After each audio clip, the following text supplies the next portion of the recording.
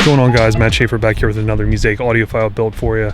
This one here in a 2022 Lamborghini Urus, getting the Hi-Fi 3 Plus treatment. So let's go check it out.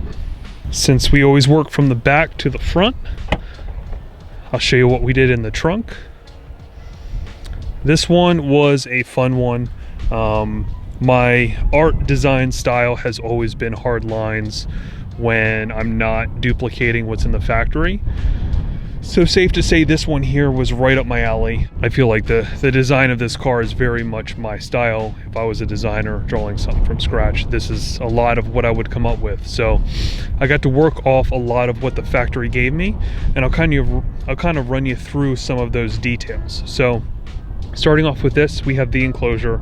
There's two down-firing Focal Utopia M subwoofers, 10-inch.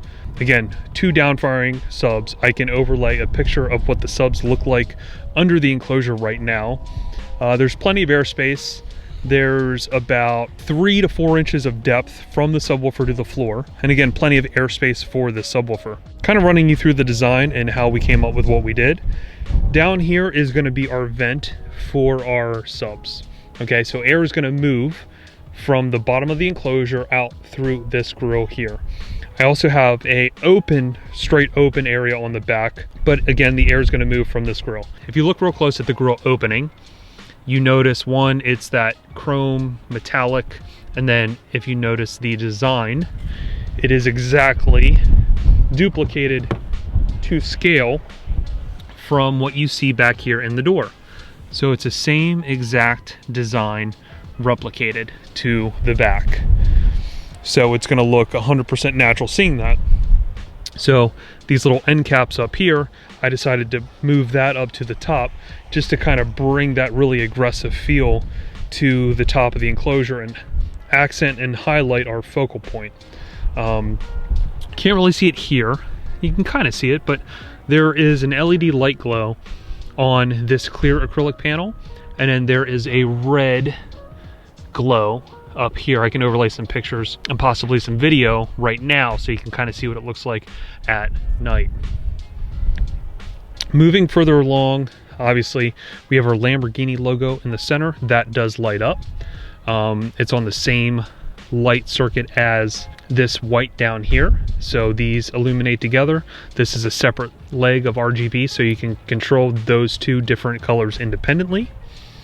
This right here is just a red piece of acrylic. This, in conjunction with this red light up here, really looks like that's actually lit up, but that is not lit up, that's just red acrylic. So you can see our matte black, our gloss black, and you can see our matching Alcantara suede here in the center. Now this is highlighting that insert panel. And if you look real close at this pattern, it's actually to scale an exact duplicate of what you see on the back seats. So that pattern there is etched into our suede. Now, the idea for these modular panels on the side, you can see these are actually inset into this piece here, making it a modular panel. Now, if we go to our console, you can see we have the same thing right here into the side panel. It's a black leather panel that is basically modular inset into this piece right here. So you have that theme throughout the car. Same with the top layer. This top layer here is, of course, black matching leather, and then we have our insert up top that has the same exact etching that we have down here. All in all, I went with a modular enclosure. I didn't want it to match the side because we can see the left side is actually inset way deeper. So I wanted the modular aggressive enclosure look. That way everything is, you know, kind of accents the interior design. Of course, we have our floor down here cut to fit our enclosure. Underneath the enclosure is just carpet, so this is only cut a little beyond that enclosure. Underneath this floor, for easy access, this floor can come out, but we have our Helix V12 DSP MK2 amplifier processor. So this is going to be the brains of the entire operation. We have a nav TV interface from the factory B&O amplifier, giving us an optic into our DSP processor right here. So the DSP processor, it's 12 channels, and it's going to power our front three-way and then our rear three-way, and then have our preamp output that goes to our subwoofer. And the subwoofer is being powered by a Helix P2 amplifier. So that amplifier is going to run each one of the Utopia M subwoofers, and it has plenty of power for that. We can easily get to our fuses, and everything is very easily accessible right there. We had to make a new little subfloor back here just to kind of hold the weight of the center, because before this whole area was filled with just the spare tire nonsense that's down there. We also have, I'll overlay a picture, but you have a lot of the tools, the factory tools. We made inset areas for each one of these tools to fit in, so you can still get those out, like the compressor and things like that if you did have a flat tire. That can help you with that. So the new subfloor is made. We have some aluminum there holding up the midsection of the floor. So that is everything hidden, completely good to go underneath the floor. So I had this OEM panel out to show you the enclosure, but putting this back in here, just slides back in.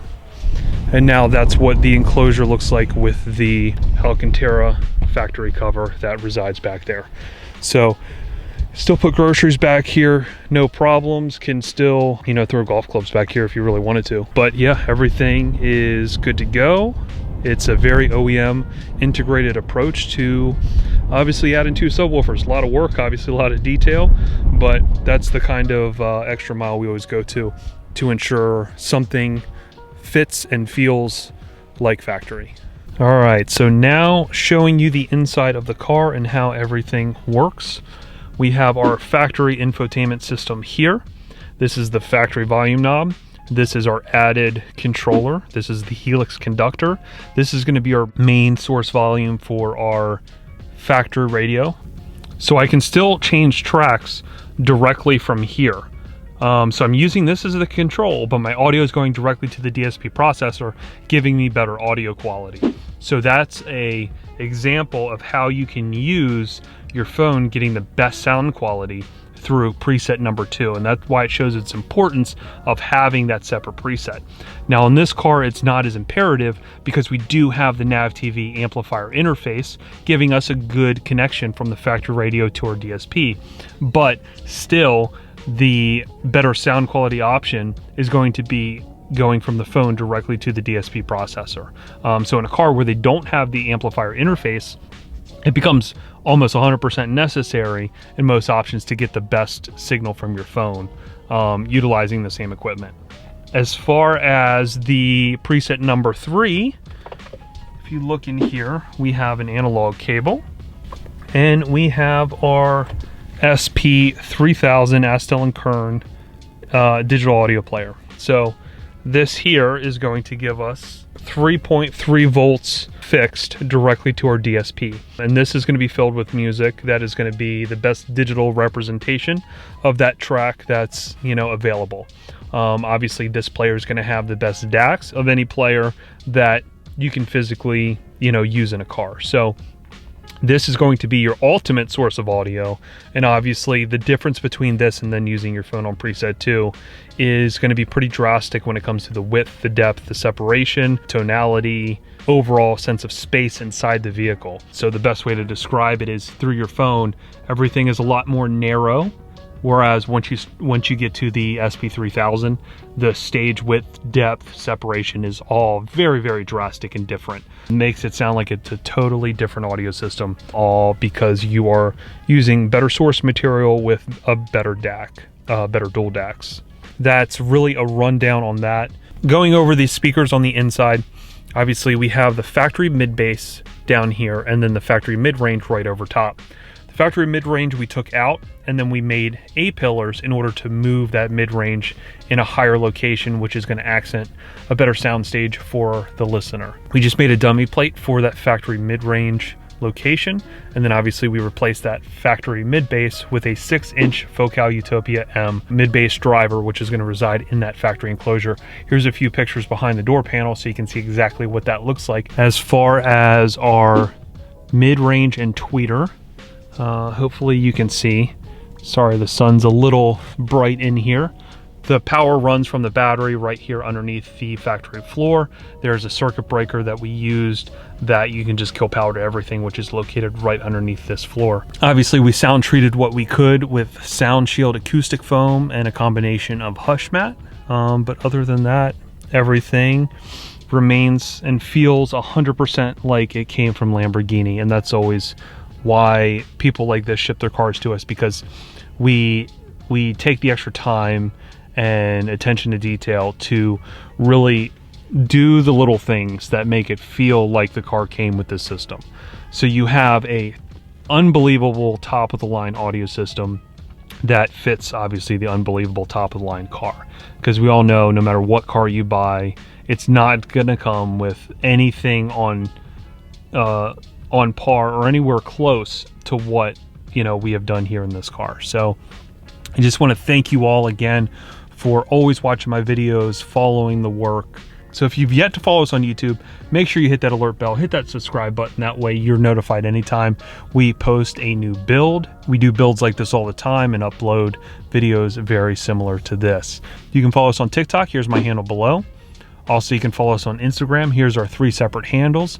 @TheRealMattyS is my personal and most active handle out of all of these. Also, check out our website. If you are trying to see different vehicles that we've done in a way that you can just click through and not use YouTube, you can go to our website. We have a collection tab. You can see all the makes, models, manufacturers of everything that we've done, different system types, and each individual job is also linked to the build video. So you will see the YouTube video if it has one affiliated with each individual build log, to which you can see all the pictures like you're seeing now of the behind the scenes work.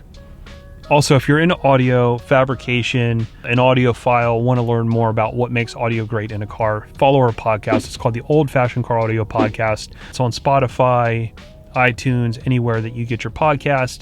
And we already have about 2 seasons, 30 episodes or so.